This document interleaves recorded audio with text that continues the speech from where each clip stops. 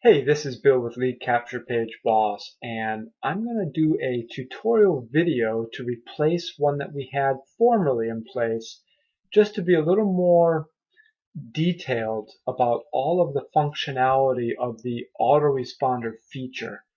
So I've just logged in, and I'm going to go here to the dashboard menu. I'm going to go down to Edit Autoresponses.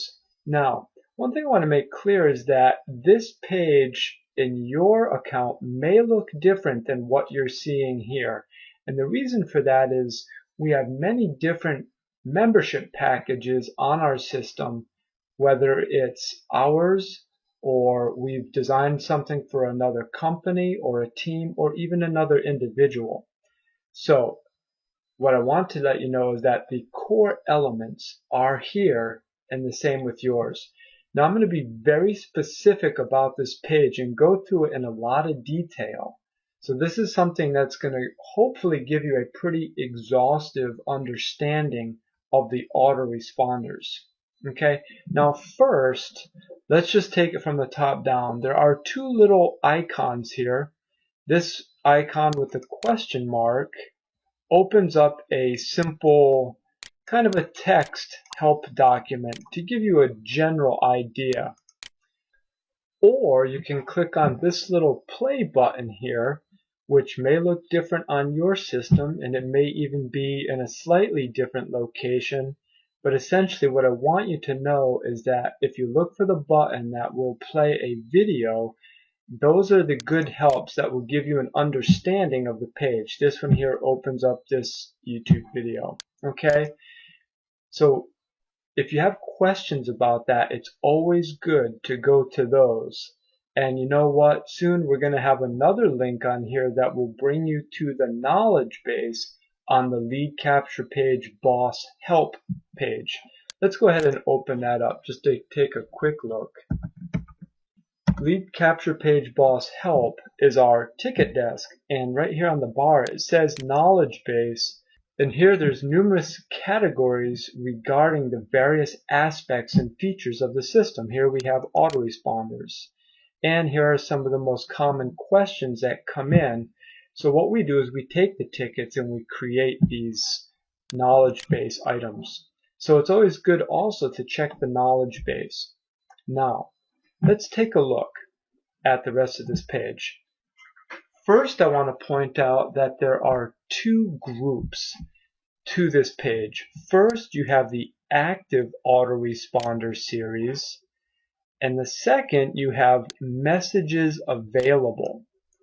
Okay, what's the difference?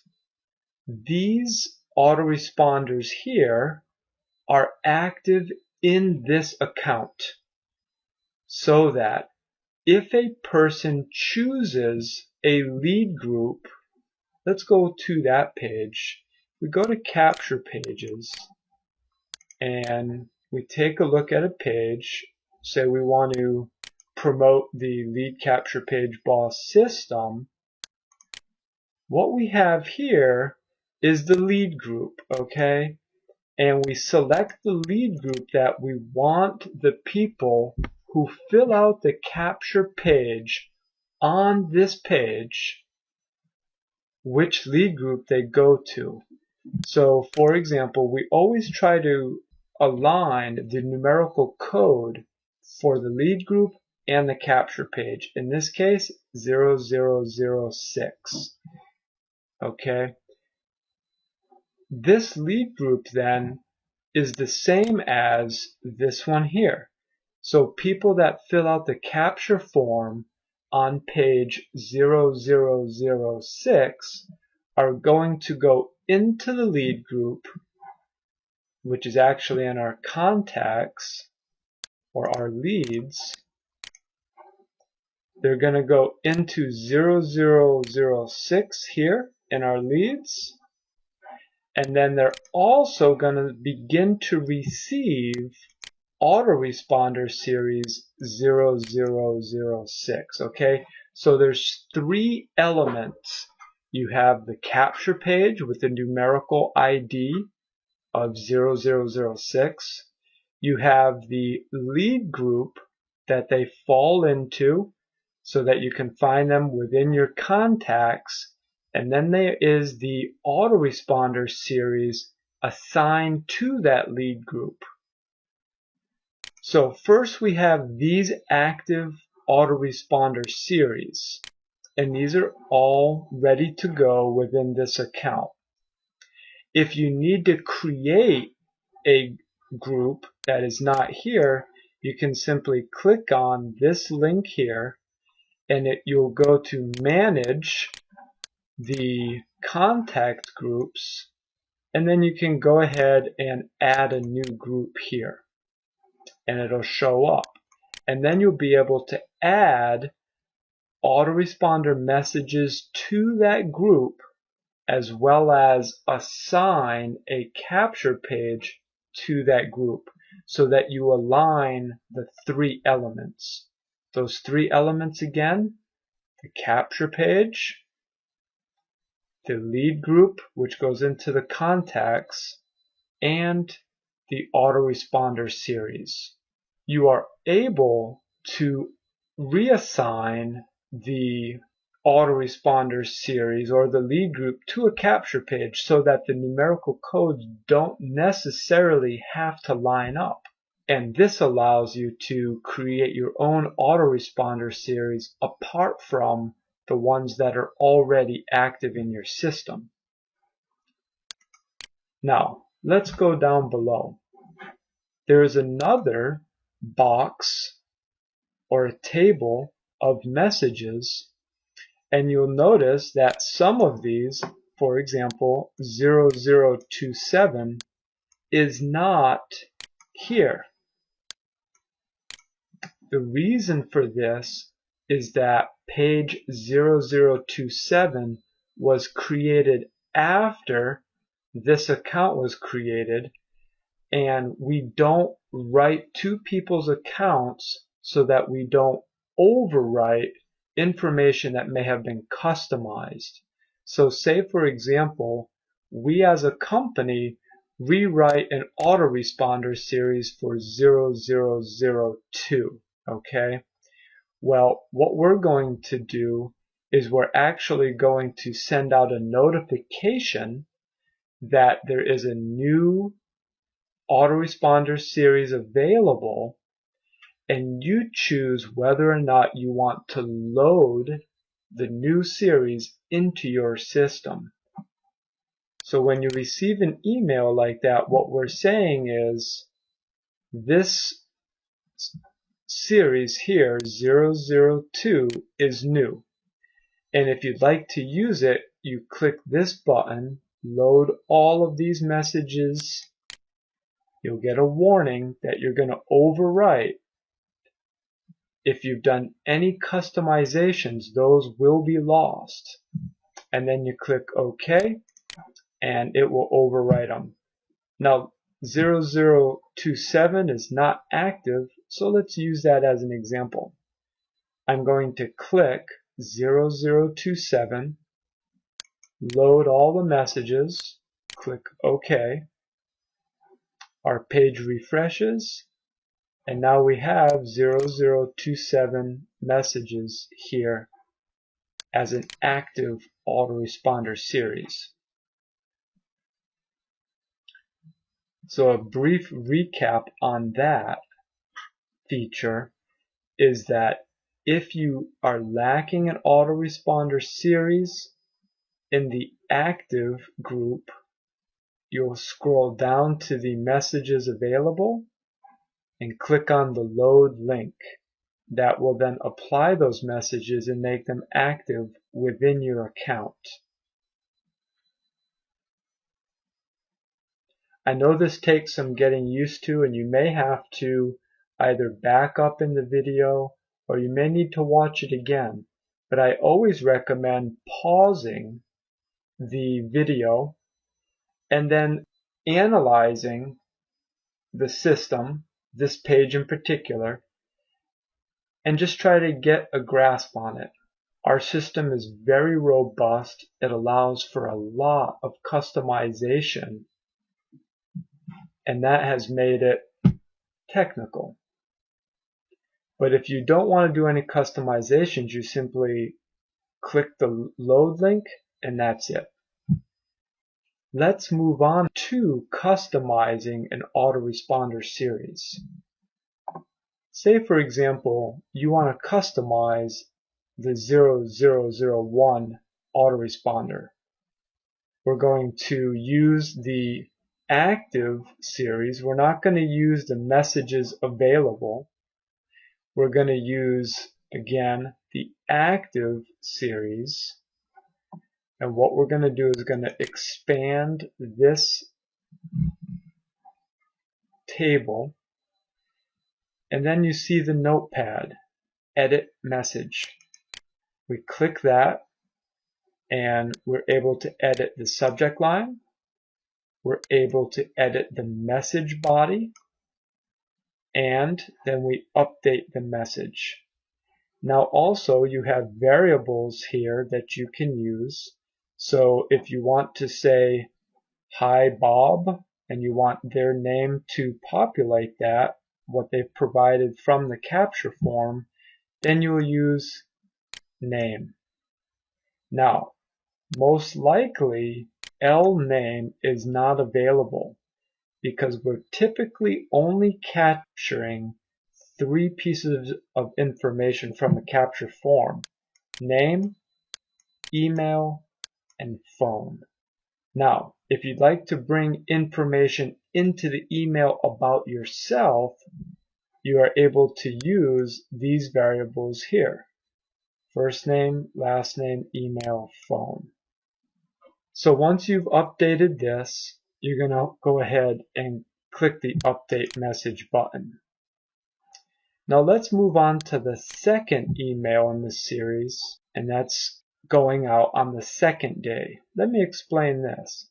First, as you've seen, this is the lead group that it's assigned to, and in this case, the generic opportunity page. The second column shows us on which day this email will be sent after the prospect has filled out the form on your capture page. So we see that this email is sent instantly. This is 2 days after, 5 days after, 9 days after, etc. This is the subject line of the email here. And then these are our editable buttons. So let's go ahead and edit the second email. Again, we're going to click on the notepad with the pencil. You can go ahead and edit the subject line as you wish. Then you can also edit the email itself using this WYSIWYG toolbar. You're able to add images, hyperlinks, horizontal lines. You're able to style your text with bold, italicize, underline, strikeout, justify, change your font family, change your font size, change your font color, add highlighting to the back of it, and more. Now that we have edited this email the way that we want to, what we're now going to click on is the number of days we want this message to go out after they have filled out your capture form. So we've been sending this out 2 days after, but let's say we want to send it out 1 day after. Simply click on this and choose 1 day. Now we're going to update that message. So what we see now is that we have the first one that sends instantly and the second one sends in 1 day. And so that's what happens throughout all the rest of these autoresponders. So again, you're able to click on this icon and you're able to edit this any way that you want. Now you don't see a signature at the bottom of this email, and that's the way it's supposed to be. This makes your job more efficient if you create new autoresponders. Say for example you create an autoresponder series of 20 or even 50 emails. and then you decide to change your phone number or you change something, and then you have to go back and edit 20, 40, 50 different emails. Well, with the signature, what we've done, if you go to your dashboard and you click on signature, what we've done is made it so that the signature that you create here in this editor box is going to be automatically applied to the bottom of all of your autoresponders. This also includes broadcast emails that you send out, or even if you use template emails. So it's my recommendation that you don't add a signature to the bottom of this, or it's going to be applied twice. Or if you want to put signatures,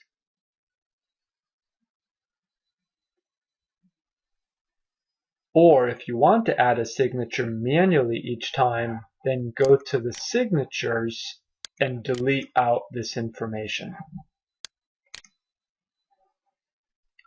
So once you've edited that the way that you want it, and I'm going to put this back to 2 days, I'm going to update the message. Okay? So again, now that message will go out on the second day. Now let's go ahead and just set up an entirely new lead group just as a demonstration.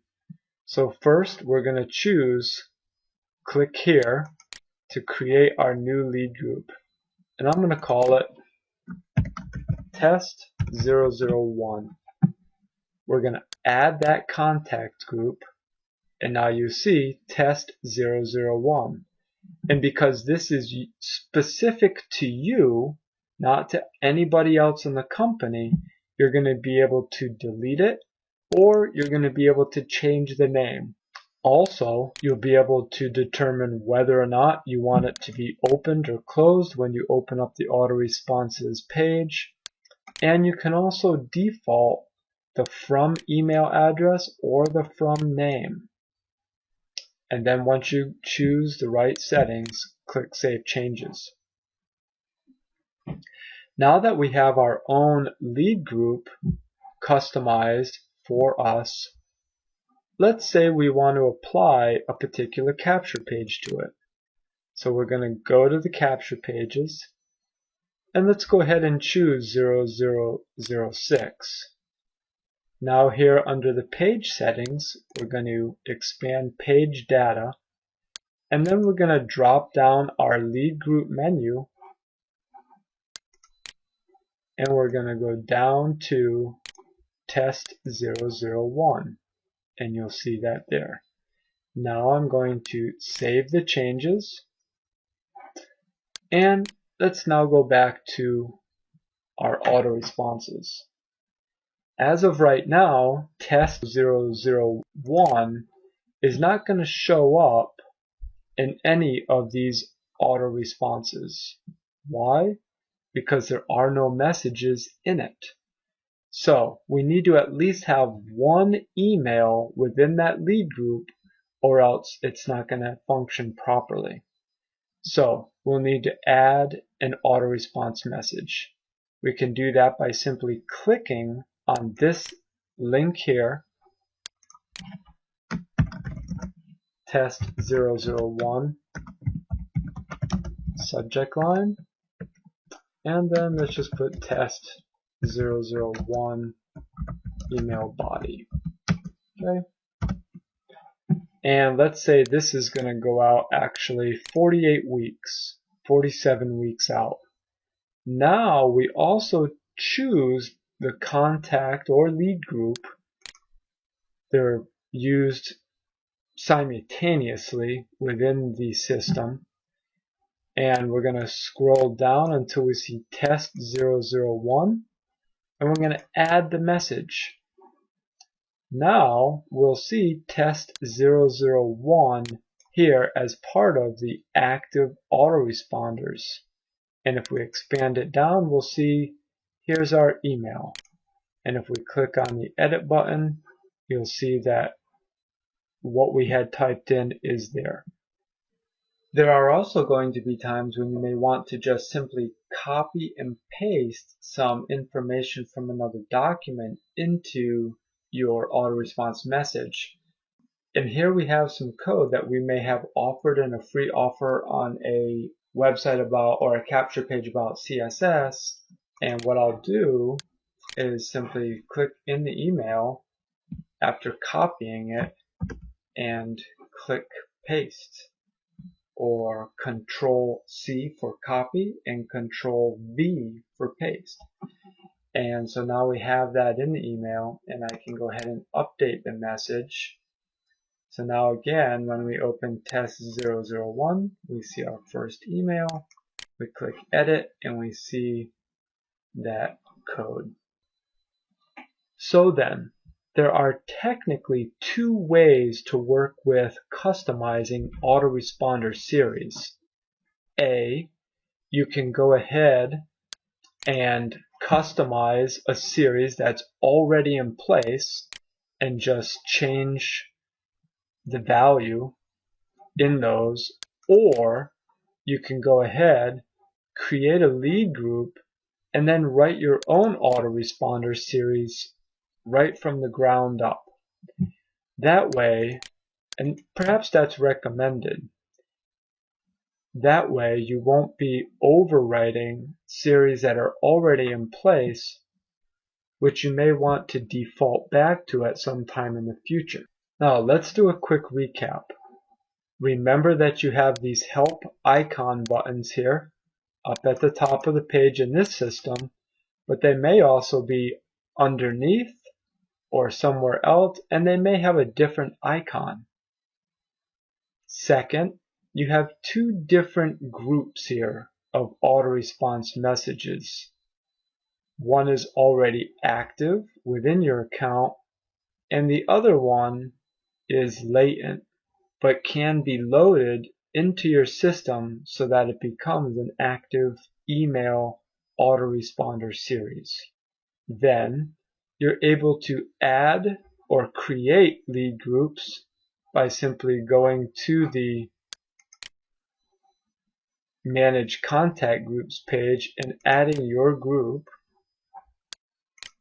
Then you're able to add auto-response messages to that new group that you've created. Or you could go ahead and edit the emails within a given autoresponder series. It's highly recommended that you also do a spam test on the emails prior to writing them and saving them. We'll be putting a link on here to that, but let me go to a page that already has it, and that is Send a Broadcast. And you'll see here emailspamtest.com and mail-tester.com. I highly recommend that when you write your email, you also put it into one of these systems to where you'll, and actually email spam test is easier, that you'll go ahead and enter your subject line to your email, put in your code, and then put in your plain text and check it for spam. This will help you become better at writing emails that don't contain words that flag spam filters. You'll have a higher deliverability rate then, which is what you want to get your emails into the inbox. We've done a very thorough look at this particular system. Let me be clear about this one thing. You do not edit these messages that are here in the available section. What you do with these is you load them into the system if you want to load all of them, or you can go ahead and load individual autoresponder messages using this button here. If you have any questions, feel free to submit a ticket at leadcapturepageboshelp.com. And I do recommend that you subscribe to our YouTube channel so that you get new video tutorials that will help you use the system more effectively so that you can generate more traffic, have more opt-ins, and essentially increase your net value.